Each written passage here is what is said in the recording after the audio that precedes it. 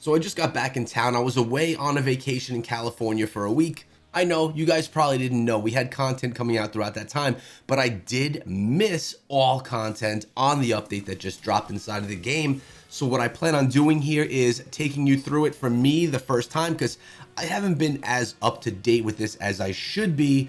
Now I've been playing the game and I know what's going on, but I didn't go through the patch notes. So we're going to do that right now with you guys in case you missed it as well. Now we see this is grab a rod fishing debuts in Diablo Immortal. I've done the fishing inside Diablo Immortal. We've been grinding while I was away on vacation. I actually got to play quite a bit, so that was nice. Just content that was around this update was not able to be created while I was gone.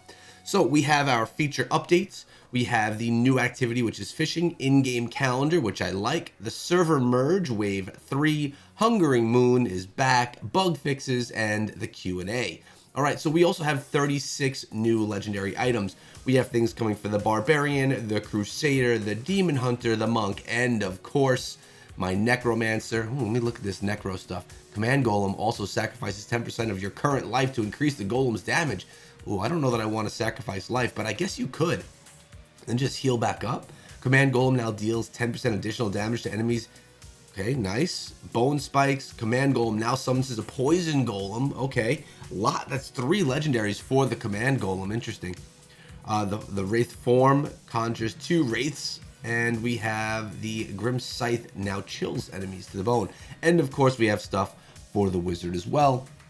We don't need to go through each of those. Now, the rune system has been redesigned. Now, if you don't know the rune system, when you run your Elder Rifts, you get runes, which you can then turn into gems, legendary gems, which is a nice way to upgrade things for free. They're simplifying how they function by streamlining the overall experience and providing more uses for your runes. The runes received from rare and legendary crests are also increasing to support the reorganization. All right, let's dive in a little deeper.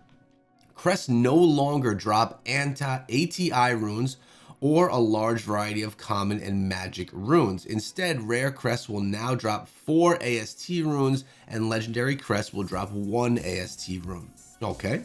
AST runes can be used to craft bound legendary gems at Cyril the Jeweler, just as it's currently done, but now we've also removed the Fading Ember cost associated with crafting these bound legendary gems. All right, so this is definitely sounding a little bit different here. I like it so far.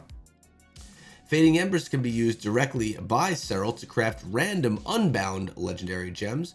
These gems can be sold in the market or used to purchase runes. Love this. So you're gonna be able to get things that you can actually sell. That's a good thing.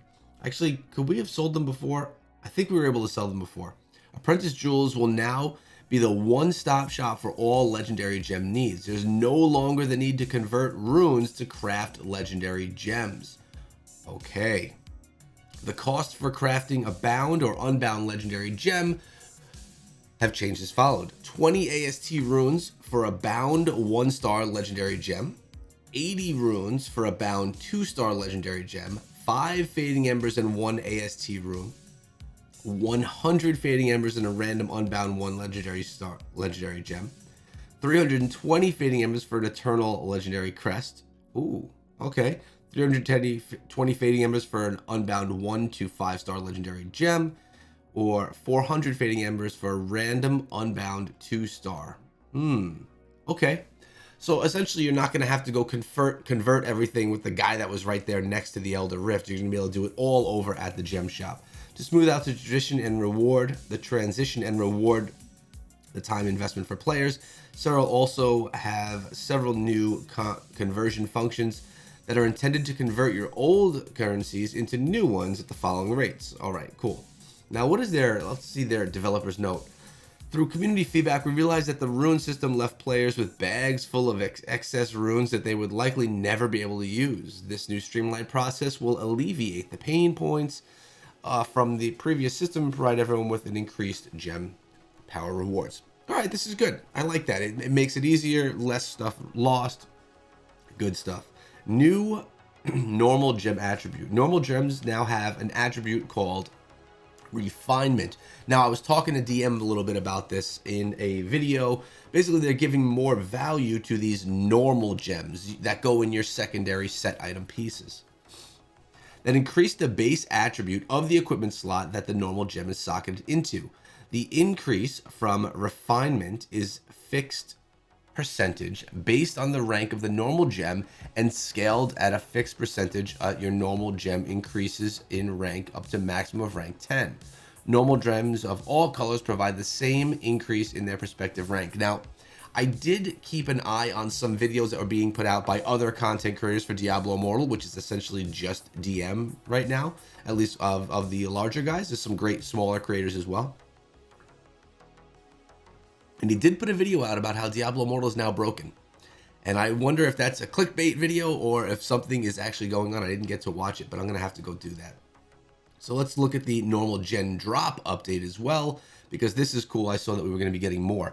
Hidden lair spawner rates now drastically, dynamically scale with the server population. On most servers, this should result in the same amount or more hidden lairs opening in a day. You can now collect up to 9 bound normal gems from bonus objectives and 9 unbound from hidden lair guardians. I like this. You know what else I noticed? And tell me if I'm crazy, but hidden lairs, it tells you that a lair has opened in your zone where you currently are. I was able to navigate to it, so it can actually take me there. I never saw that before. Maybe I'm crazy and for some reason was always missing this feature, but if that's new, I like it because now I can find these lairs. We've also made improvements to help locate hidden. Well, there you go. I guess it is brand new. When you start getting close to an open hidden lair, you'll receive additional prompts on the minimap indicators to guide you in the right direction. That's awesome. I noticed that when I was away, and I really liked it because, you know, sometimes you just miss the hidden lairs. You just can't find them. Now you can get close to them and get them, take you right there. Nice stuff. Developers note, they noticed that they recognize that normal gems are rare and scarce, or rather scarce. To help alleviate this, we're providing additional ways to obtain both bound and unbound normal gems. The goal is to provide more normal gems that can potentially be sold at the market. By placing them inside hidden lairs, we achieve the goal while increasing the replayability of hidden lairs and wilderness exploration that results from searching for them. The change to make hidden lairs spawn more dynamically based on server population is aimed at normalizing the supply in the market across servers of all sizes. I love this. That's a great change there. We know we did videos on the issue with normal gems, how much it costs or how it's impossible to upgrade those gems. So this is a step in the right direction. It's too early to tell, in my opinion, if this is all that we need, but it is a step in the right direction. All right, essence transfer and extraction improvements. All safe zones now have an essence transfer merchant within them. Oh, that's great. I like that a lot, actually. The ability to, if you don't know what that is, if you're new here, essence transfer is where you take the ability, the skill from your legendary gear, and you take the essence out of it so you could put it into, or you take that ability out of it so you could put it into another piece of gear that may be stronger. Now it's in every zone, so you don't have to go all the way back to West March to do it. Good change. The ability to extract multiple legendary items at once can also be performed in the merchant's menu, and it shows you how to do that. That's nice. Again, the developer's note, because I love developer's notes. We want to help alleviate some of the encumbrance from the Essence Mastery system. Both changes should help streamline the extraction process. I love that. Combat Globe changes. Okay, now I noticed these as well. They were dropping when I was playing, and again, I kind of like this. This video is kind of cool. Like, you may already know about some of these changes, but I didn't.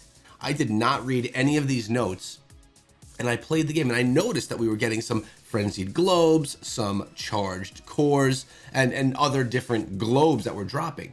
So the frenzied and charged core combat globes, which previously dropped during the defense of Krygar, can now drop during any combat instance in Diablo Immortal. The frenzied will increases your critical hit chance by 100% for 10 seconds, and the charge immediately makes your ultimate available for use. Now that is super, super cool.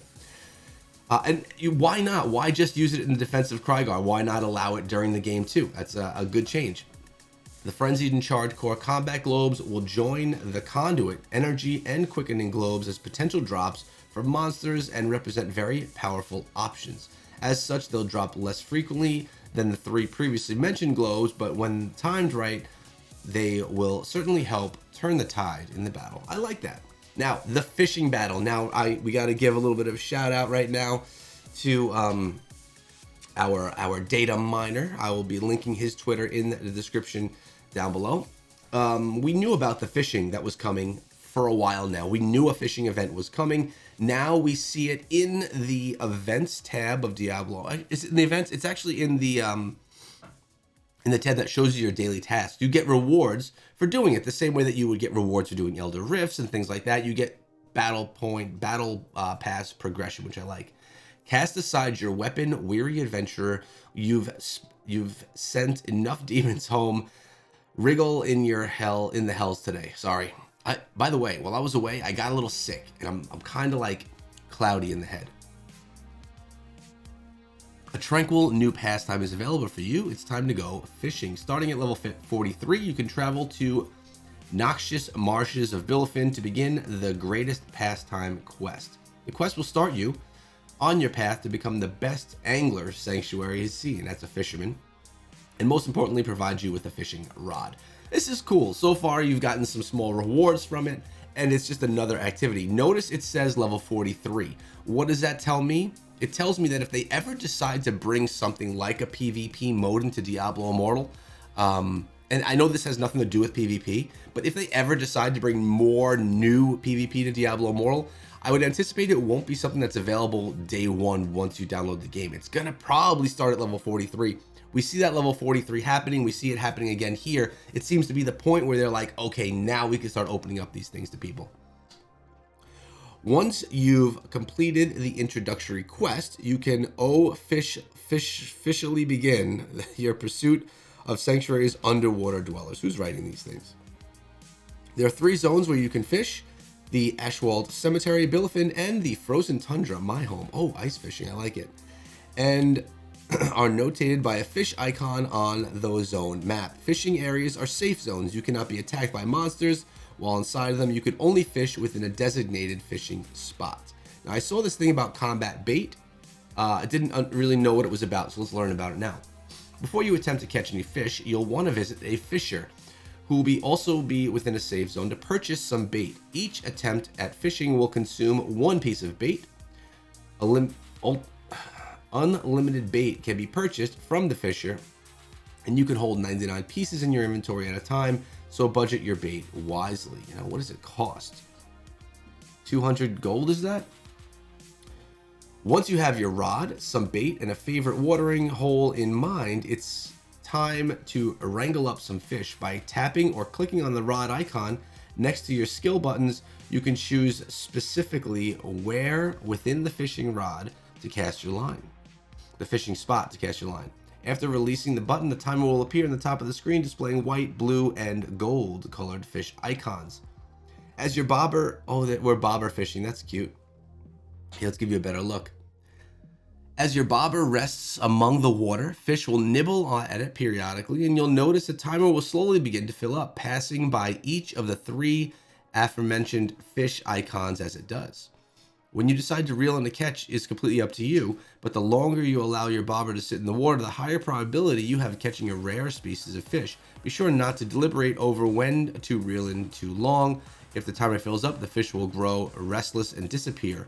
All caught fish will go directly into your inventory. All right, I like that. Developer's note: if you cast your fishing rod, then close the Diablo Immortal app and open it back up again, your fishing session will conclude, and you must cast your rod again. A brief network disconnection will not conclude your fishing session. So if you disconnect, it won't stop you fishing. But if you decide to throw it out there, turn off the game, check some messages, and come back, it's not going to be going. Keeps you in the game. Makes sense. After you've reeled in a handful of fish, head back over to the nearest fisher to exchange your hard-caught fish for rewards. There are 5 categories of fish: uncommon, common, rare, legendary, and mythic, each denoted by a different coloring of the fish within the inventory. The rarer the fish, the greater the rewards. You can exchange your catch for items in the random rarity and new aesthetics for your fishing rod. Okay, cool. So in the bestiary, we now have some fish as well, which is cool. It adds a little something to the bestiary. Why not? There are 40 populations of fish. Go to all the different fishing spots so you can get all the different fish. Within the bestiary, Angler's Log section is an entry for fish species and list their preferred habitat along with the number you've caught. Oh, that's cool. It shows the number you've caught. I like that. That's very, very cool. There's also an Angler's Log rewards dedicated to adventurers to collect by catching the mounts of unique fish species.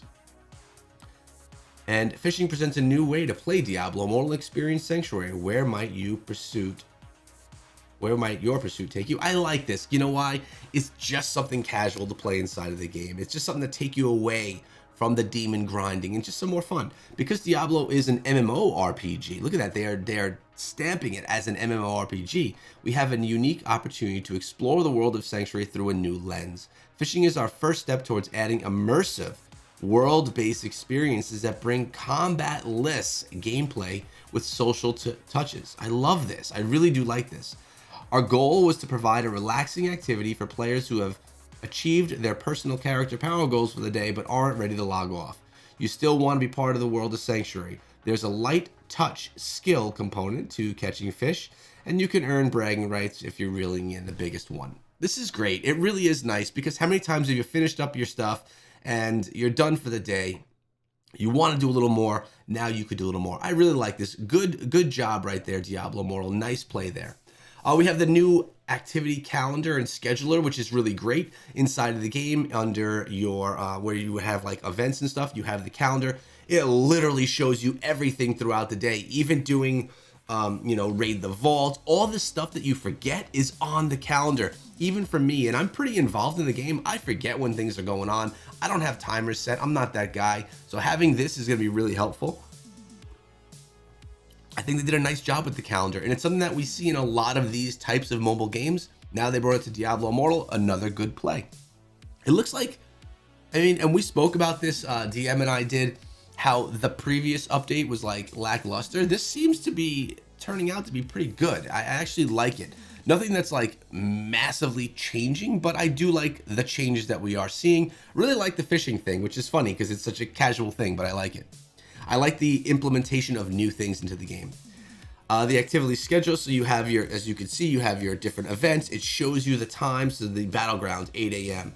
It shows you the invasion, the ancient nightmare. It's really nice how they broke it down. I like it. We have another wave of server merges. These are the servers that are being merged. If you are in any of these servers, you are now merged with new ones. This is something that's going to continuously happen over time because it's going to keep the servers active. We have East Asia and Southeast Asia are the regions part of that. Hungering Moon is back. We all know this one at this point in time. Another way to just play the game the way we normally do, get rewards. Is it exciting? No. Do you get extra rewards? Yes, we'll take it. Bug fixes and the Diablo Immortal Q&A all worked out pretty well. I hope you guys are enjoying this new update. I guess you can let me know your thoughts. I'm actually planning on getting together today with DM Diablo Immortal and just kind of talking over this update. I'll have that video for you guys tomorrow, talking about some of his favorite, his least favorite, and just discussing what we think of this update overall. You know how we do. We kind of hook up from time to time and discuss, which I like. Hope you guys enjoyed the video, and I will see you tomorrow.